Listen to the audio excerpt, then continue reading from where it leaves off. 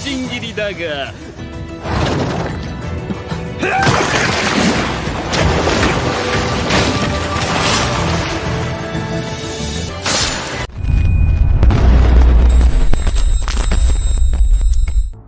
Non pas un, ni deux, ni trois, mais 10 meilleurs méchants de tous les mangas confondus.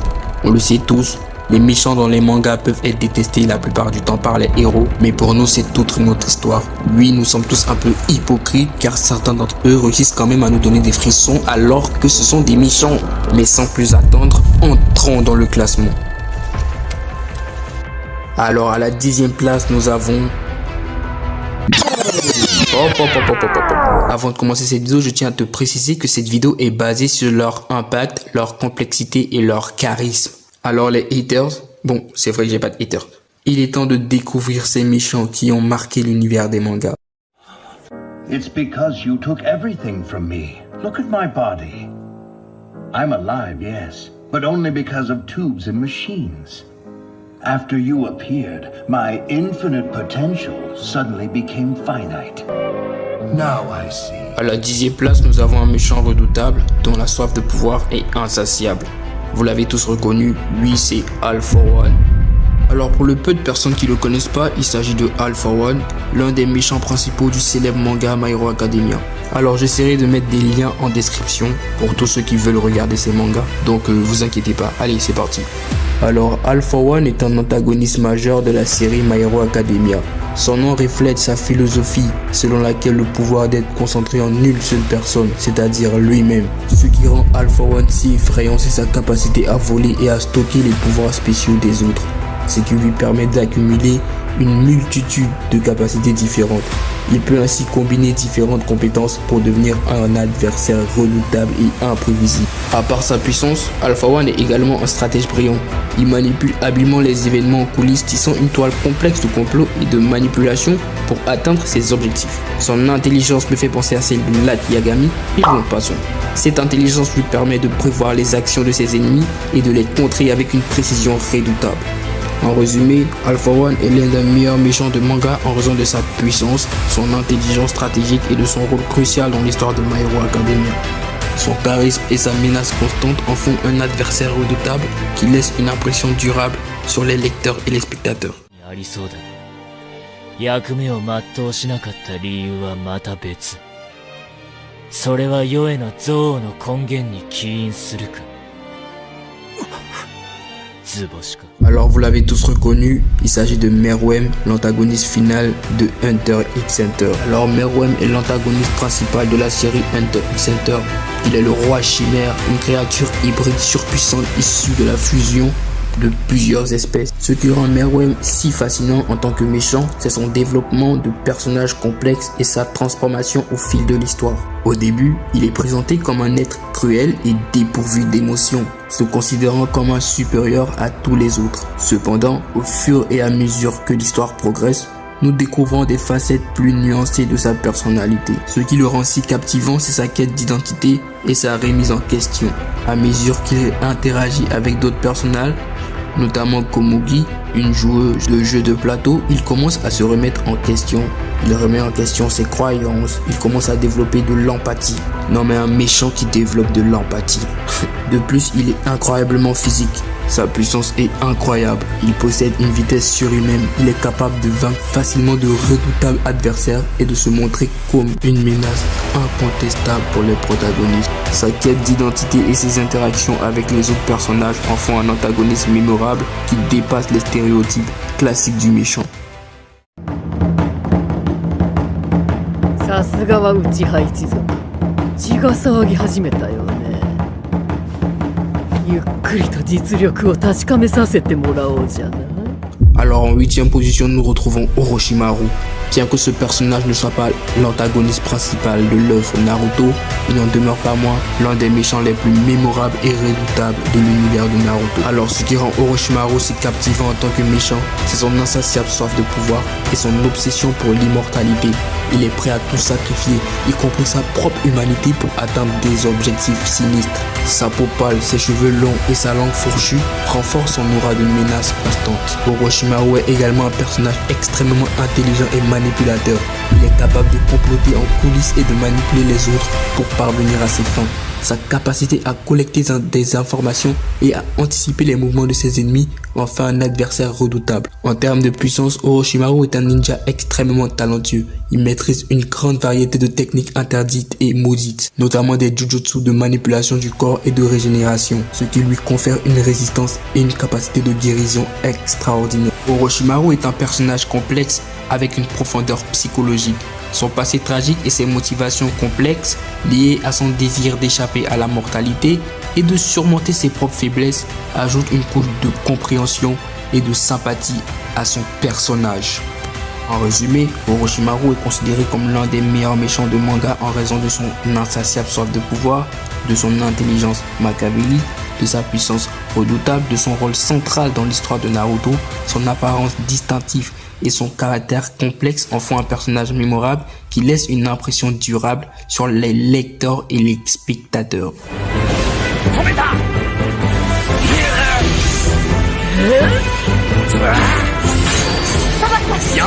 Alors, septième personne de ce classement, il s'agit de Shishio Makoto, un antagoniste majeur de la série Rurouni Kenshin. Il s'agit d'un ancien assassin brûlé vif et il cherche à renverser le gouvernement pour instaurer sa propre vision de la justice. Oui, je sais, ça paraît un peu fou, mais ouais. Ce qui rend Shishio Makoto si fascinant en tant que méchant, c'est sa détermination implacable et son charisme redoutable. Après avoir survécu à une tentative de meurtre, il est prêt à tout pour réaliser ses ambitions, même si cela signifie sacrifier sa propre santé et sa propre humanité. Son corps recouvert de bandages brûlés renforce son apparence sinistre et son aura de menace. Shishio est également un stratège brillant et impitoyable. Il utilise son intelligence pour manipuler les autres, recruter des alliés et orchestrer des plans complexes visant à affaiblir le gouvernement et à instaurer le chaos. Son charisme lui permet de rallier des partisans à sa cause, ce qui en fait un adversaire redoutable. En termes de puissance, Shishio Makoto est un combattant exceptionnellement fort et compétent. Il maîtrise les techniques de Kenjutsu, l'art du sabre, et possède une force physique impressionnante. Sa vitesse, son agilité et sa maîtrise des flammes font de lui un adversaire redoutable qui défie les protagonistes de chaque confrontation. Si vous ne le connaissez pas, il est peut-être temps de lui donner une chance en allant regarder la série.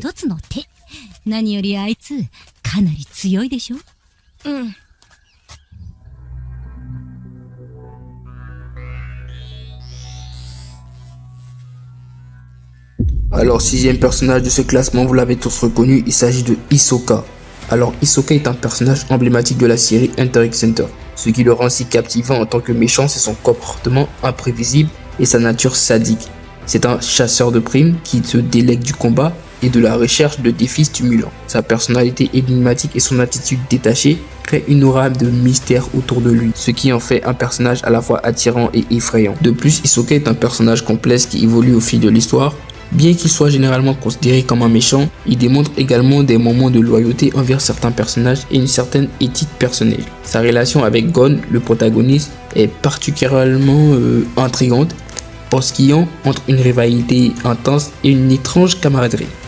En termes de conception de personnage, Hisoka se distingue également par son apparence excentrique et son style vestimentaire flamboyant. Son maquillage et son sourire sinistre renforcent son aspect dérangeant et ajoute à son charme énigmatique. Malgré le fait que ce soit un méchant, Hisoka est quand même un personnage assez attachant, il mérite quand même la place dans ce classement.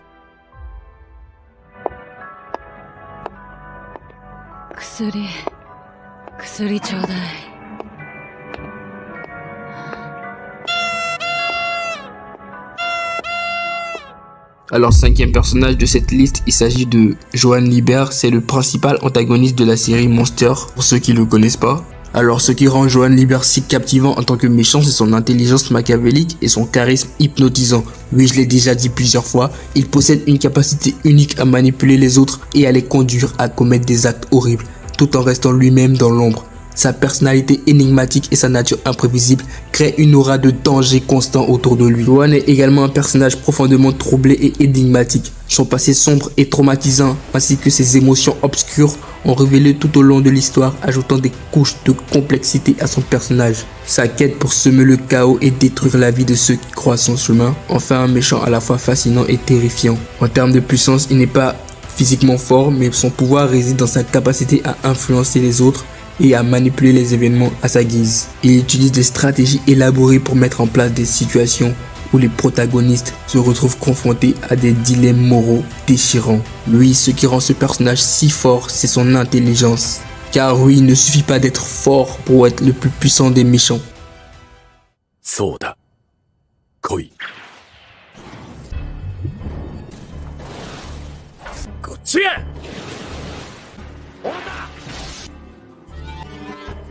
Quatrième personnage de ce classement. Oui, vous l'avez tous reconnu. Un manipulateur machiavélique et charismatique qui cherche à réaliser ses propres desseins au détriment des autres. Oui, il s'agit de Aizen Sasuke. Aizen Sasuke est l'antagoniste principal de la série Bleach. Alors quant à Aizen Sasuke, ce qui le rend si fascinant en tant que méchant, c'est sa capacité à dissimuler ses véritables intentions et à manipuler les autres. Encore de l'intelligence. Il se présente initialement comme un allié et un membre respecté de la Soul Society, mais révèle peu à peu sa véritable nature machiavélique. Son intelligence et sa capacité à anticiper les mouvements de ses ennemis en font un adversaire redoutable. Sa maîtrise du Hogyoku, un artefact mystérieux, lui confère une puissance quasi divine. Sa force, on en parle, sa rapidité et ses capacités de régénération en font un adversaire difficile à vaincre. D'après certains personnages, Aizen est l'un des personnages les plus puissants de l'univers de Bleach et je le pense aussi. Il est largement plus fort que les capitaines des 13 divisions eux-mêmes. Il n'a eu aucun mal à vaincre une coalition de 4 capitaines et de Vizard à lui tout seul. Mais il n'est pas dingue ce type. Non mais les gars, Sasuke Aizen pour moi c'est le meilleur des capitaines, surtout sa capacité d'hypnose. Oh my god, j'adore. Non mais ce pouvoir c'est un pouvoir de dingue les gars. Imagine t'as ce pouvoir, imagine tout ce que tu peux faire avec.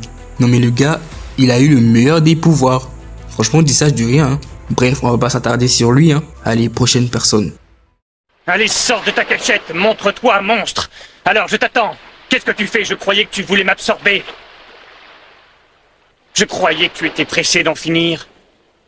On fait moins le fier tout à coup. Aurais-tu peur de moi? Alors, troisième personne de ce classement, comme vous l'avez remarqué, il s'agit de Cell. Non mais les gars, Cell. Non mais avouez, c'est l'un des GOAT. Goku s'est sacrifié pour lui, mais wesh les gars. Goku s'est suicidé face à lui. Et les gars, si vous n'êtes pas d'accord avec les classements, n'hésitez pas à me dire dans les commentaires, on en débat. On est là pour ça, wesh. Alors Cell est un humanoïde créé par le Dr Gero. Ça, je suppose que vous savez. Son objectif était d'être le combattant ultime. Pour ce faire, Cell a hérité des échantillons des cellules prélevées lors des combats clés de Sangoku, à l'exception des événements de la planète Namek. Ainsi, la personnalité de Cell se basait beaucoup sur l'adoration des combats des Saiyans. Il a également hérité des facultés de Piccolo lui permettant de se régénérer indéfiniment, ainsi que les cellules de Freezer et de Cold, ce qui lui permettait de reprendre leur aptitude à survivre dans l'espace. Lorsqu'il a atteint sa forme ultime, Cell était en toute possession de ses moyens. Toutes les techniques dont il a hérité sont poussées à des stades ultimes. Il est amusant à constater qu'il a eu recours à des techniques de Freezer pour tuer Trunks lors de sa résurrection. Franchement, c'est l'un de mes personnages préférés de Dragon Ball. Bref, prochain personnage. 間に合った。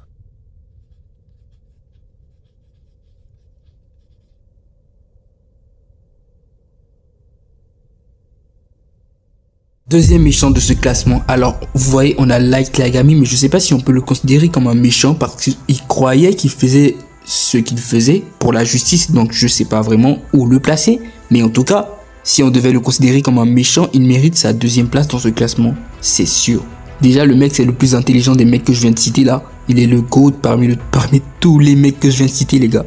Ce qui le rend si fascinant en tant que méchant, c'est sa transformation de lycéen brillant et apparemment ordinaire en un être obsédé par le pouvoir et la justice. Après avoir découvert le Death Note, un carnet permettant de tuer les personnes dont le nom y est inscrit. Ce qui le rend si captivant, c'est sa dualité complexe entre sa personnalité charismatique et sa nature sombre et manipulatrice.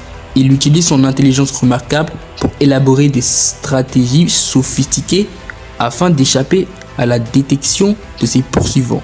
De plus, Light Yagami remet en question les notions de la justice et de la moralité de manière troublante, alors qu'au départ, il pourrait sembler vouloir punir les criminels, mais finalement, ses actions deviennent progressivement de plus en plus extrêmes. Il se transforme en un dictateur nommé impitoyable.